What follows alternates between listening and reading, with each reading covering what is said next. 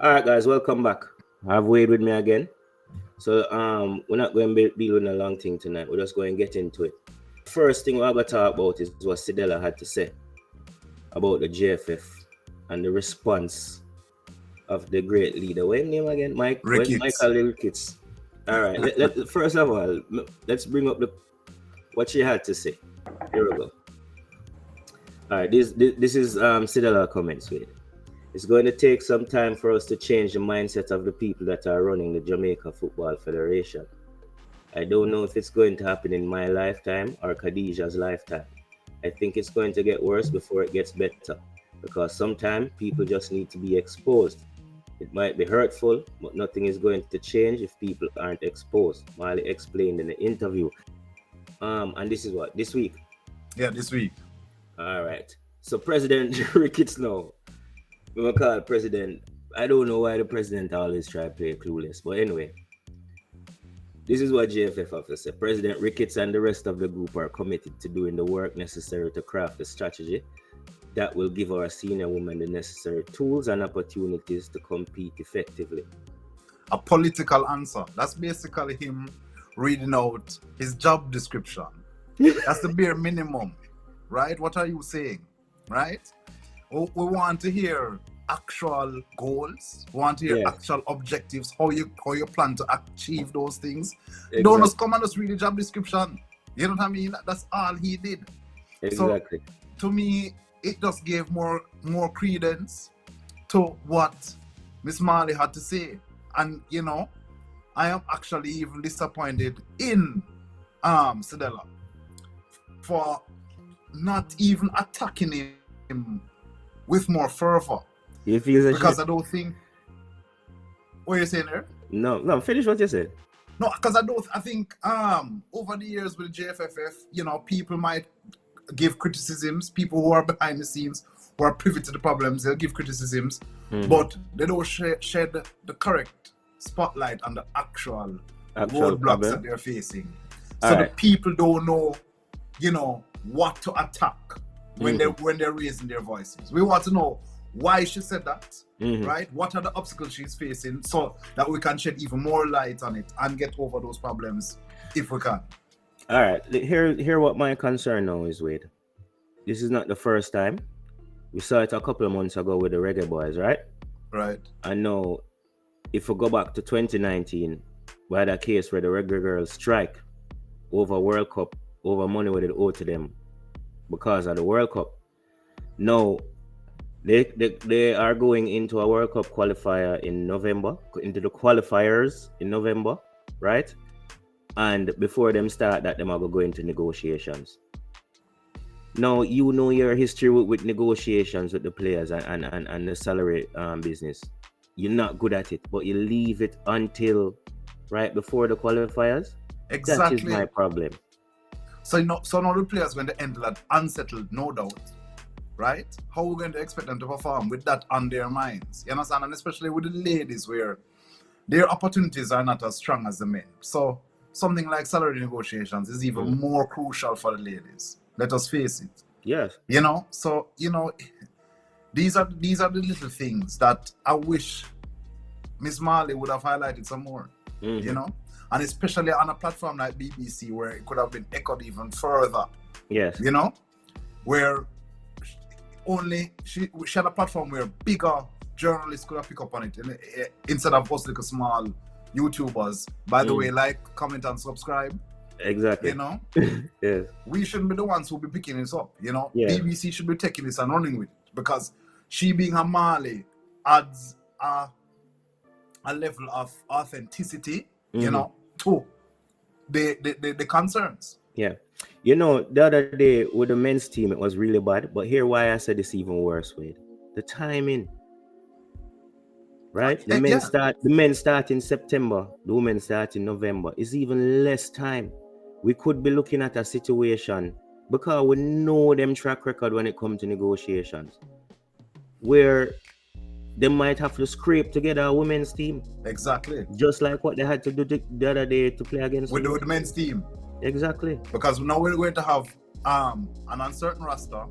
when they have unsettled players, right? Disgruntled players, because they might even have players who say, "Sure, this is not what I want, but let me run with it anyway." But this is why this is important. Exactly. Because them already why now would they really why now would Cedella say that she's the ambassador for the women's team?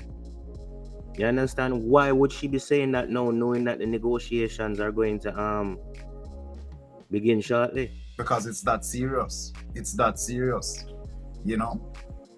Boy, I just pray for the best still, and I hope them can sort out themselves, because this is not what we want going forward. The girls are going into some friendlies in the next international window. I think they'll be playing USA and Nigeria. It's a 4-way tournament, and I think Portugal involved as well, but I don't think we're going to face them. You know, but boy, Ali, sorry, hope and prayers is not going to be enough right now. You know, we definitely need more. You know, and it was interesting in watching that clip of that BBC interview with Miss Shaw.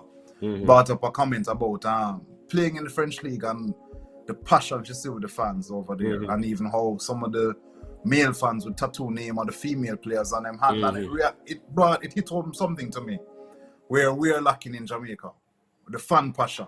You know, Jamaicans claim to be passionate about football, but we're really not. Hold on, let me say this. I don't think it's a fan passion. I think is the same thing that the JFF suffer from too as well. Lack of appreciation for the players. But I am segueing into the fans that if the fans were more passionate, the JFF would have no leeway. Exactly. Yeah, because they'd be under constant pressure. Exactly. Yeah, I get your point. Right. I get your point. They would be almost. So it's up to us to pressure them. Exactly. Yeah, that is what we need. We really need us to support our local football hardcore. Yeah. You know, and the level of the only thing, the level it needs to be is a champs every day. How fanatical we are about champs, we need to be like that every day. It's funny because you said that because we are we seem to be more like we're more committed to institutions like high schools and them thing there. Win, lose or draw than we are to like our national team certain way. We are more, I wouldn't call us bandwagonists, but we are we like the glory. Right. Yeah. So for example, if Bolter win race, if Jamaica do well, everybody will watch it to celebrate the glory, and that is human nature. You understand? Right. We like that feeling of winning. I think also a part of it has to do with the fact that we're natural antagonists. Yes. And we don't have an American beside us to tease and say, boy, we beat you. You know? It's not like a Jago man and a KC man where I can go to work and say, it's how we beat you. Yeah. You know, so we don't, maybe that is why we don't take it the international level as serious. Because we're just natural antagonists and we don't have our opponents in our face. Yeah. To laugh at and I think this crop of reggae boys and reggae girls have the potential, if them get the backing, to do that for the sport. But when have we been short on talent, Alik? Yeah, but we'll have a to me right now, I think we'll have a chance to really make a global impact if we put this thing together right. You understand? And I'm not talking about just making the World Cup. And some people are I wouldn't say delusional, but a little bit naive in thinking that we're going to make the World Cup and we're going to take it by storm, and I think we'll perform well. I think if we're depending on the group that we get, that make you reach that conclusion. What are the factors that you say that make you reach that conclusion? No, I'm saying if the conditions are right, that can be the outcome. I'm not going to say it is going to be the outcome. You know what I mean? Okay. Because that we have the talent pool. We might need a little bit more in the technical department in terms of the coaching, the support. You understand? The physiotherapy.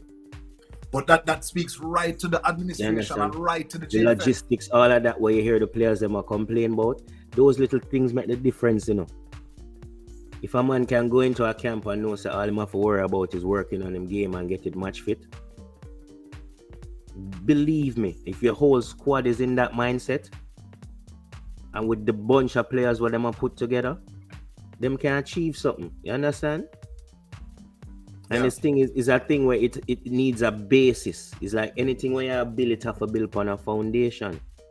So give the youth them a strong foundation. You understand me? Yeah. Well, let's leave that I one. I hope Mr. Dollars comments spark something in that direction.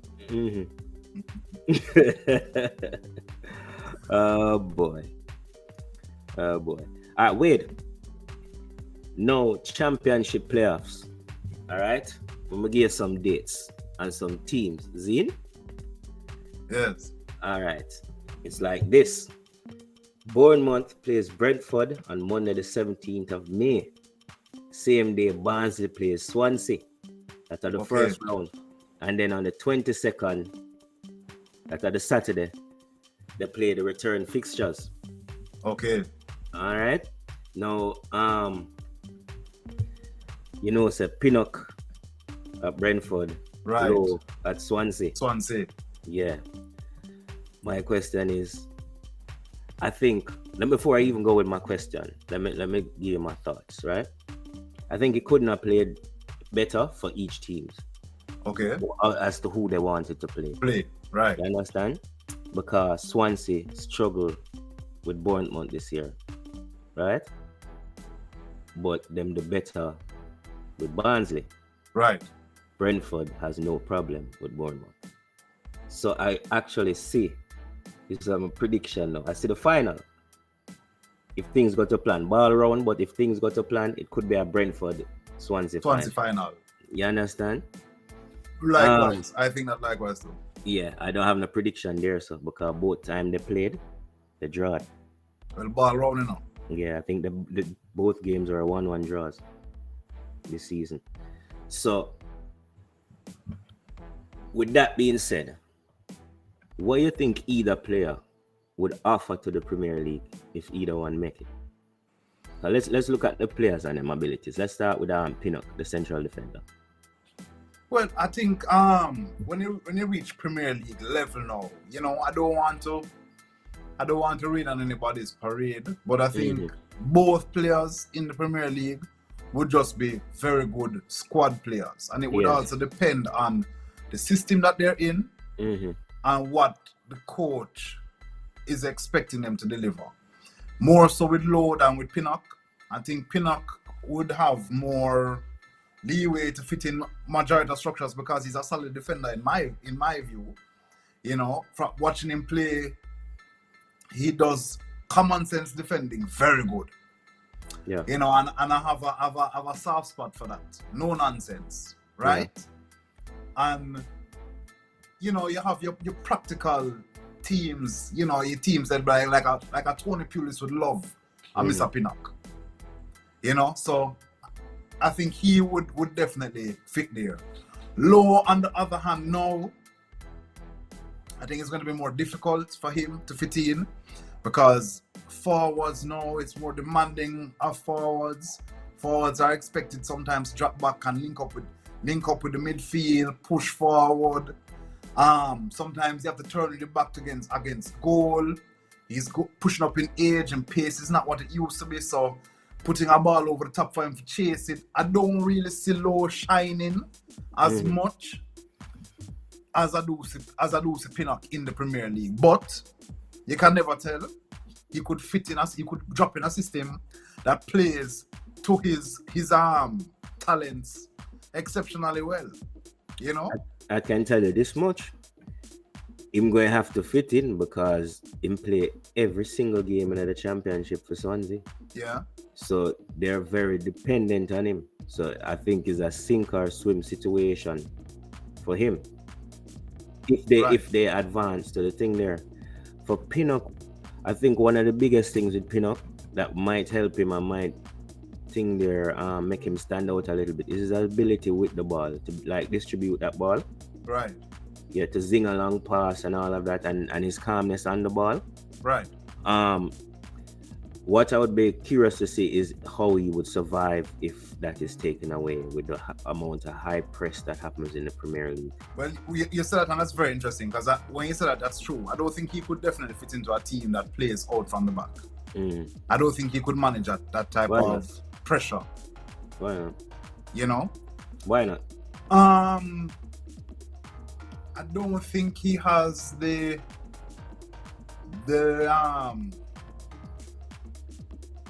vision required. I think that's one of his best attributes to me. I don't say name, but that's in the championship. Yeah, that's in the championship. Yeah, why Premier League is another level. Why I can say kind of why it is a question for me and why I put that question out there is when I watched. I really don't want to judge him off of that game, but the USA game, his debut for Jamaica. The USA kind of did not give Jamaica that space defensively for below from back and from the back, right? Yeah, and you didn't see that. And like we were saying with Crab, I really think that was not their intention. I think their intention was to hit them on the counter quick. You know what I mean? To just explode out of defense. You know? Yeah. I don't think Jamaica's tactic was to hold it, play with down the back and draw the USA in. That was to me. It was to catch them on the back leg for sure. Okay. Well, the other thing with Pinnock, Zin, is the aerial ability. Yeah. So that might thing there. That might keep him in good graces because the ability to keep the ball out of the 18-yard box, that might come in very important in the Premier League. And I think if memory serves me right, I think in 2018, 2019, he scored 3 headers or something like that. He is aerially dominant. He is a good header. That is one thing. Good game, bad game, that doesn't falter. Yeah. You understand? Yeah. Yeah, so sometimes he can be a little bit slow at the feet, from what I noticed, because there was a game with Barnsley where he had like a nightmare. You know what I mean? 2 goal them score and he was at fault for both of them. One of them was a complete miskick. So that means concentration. Both of the goals that they scored on that day was just concentration lapses between him and the keeper. Well, maybe I was wrong with vision. Maybe it's definitely concentration. Yeah, you know? No, because man can pass the ball, bro. You know what I mean? Like, we are fair. The man can play football, but if I go judge him, I go be fair. You know what I mean? He can pass the ball. I think maybe the concentration are the problem, you know? Yeah. For sure. Yeah.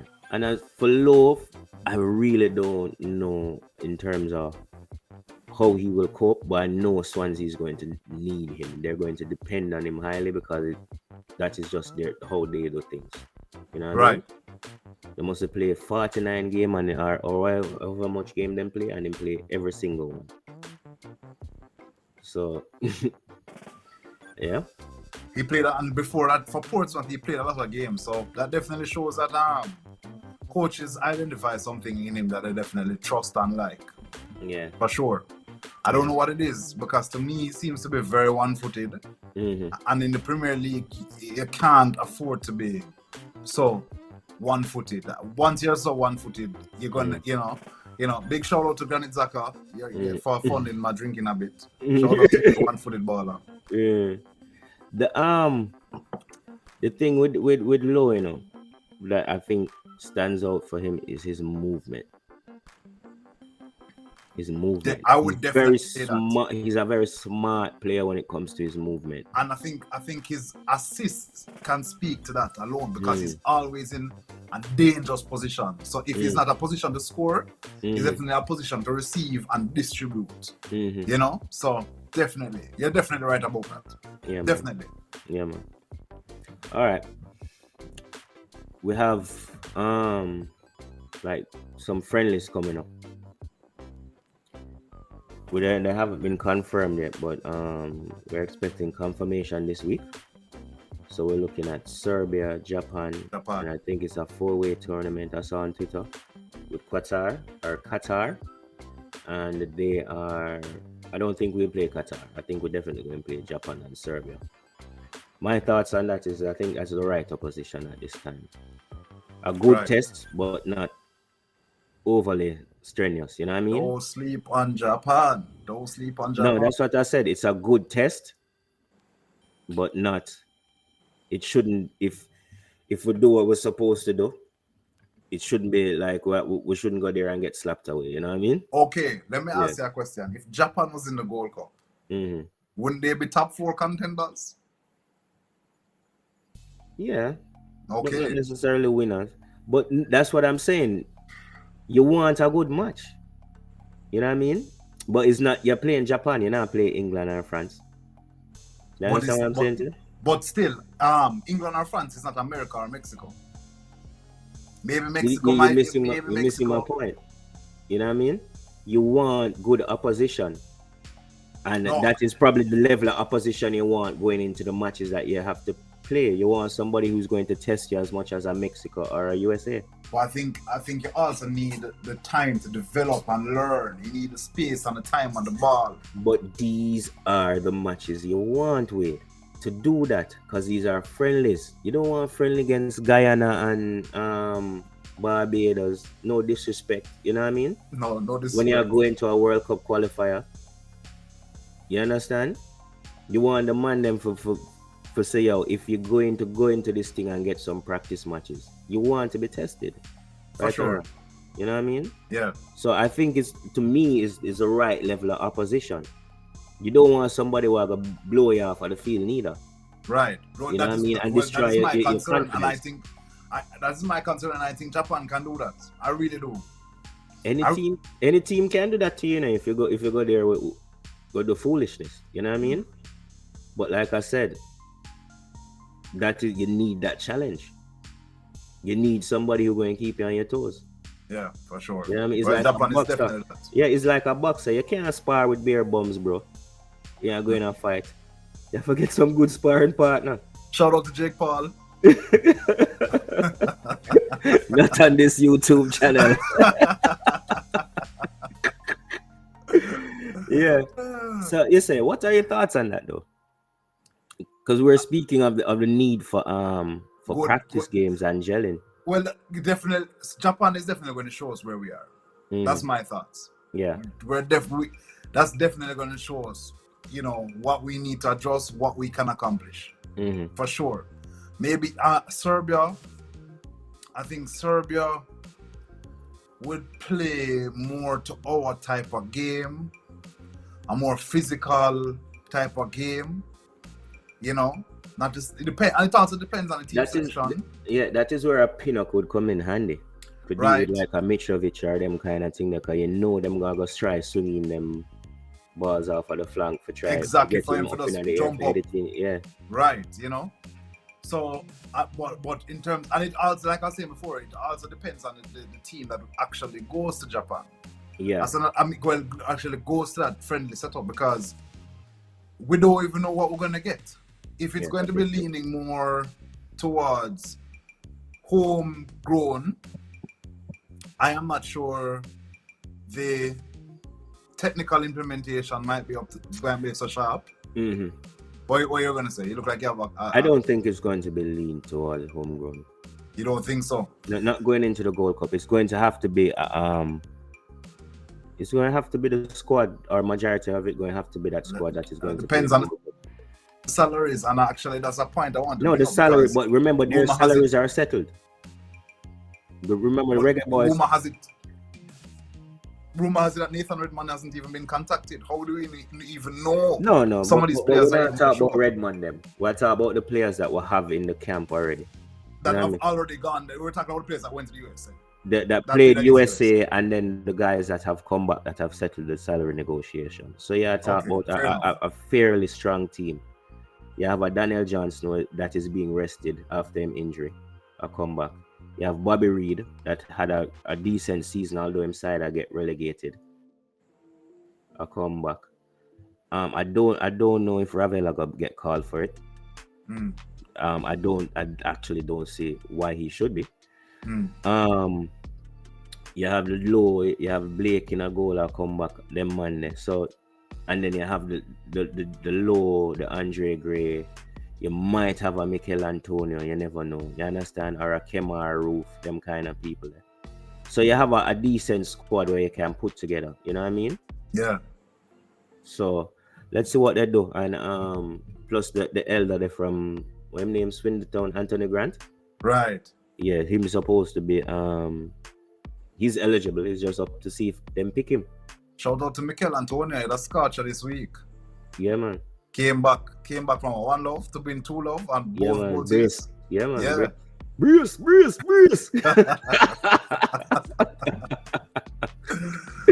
Yes, Antonio. I'm telling you. Antonio. Monster boy. Yeah, Real man. monster. Yeah, man. You know? Yeah.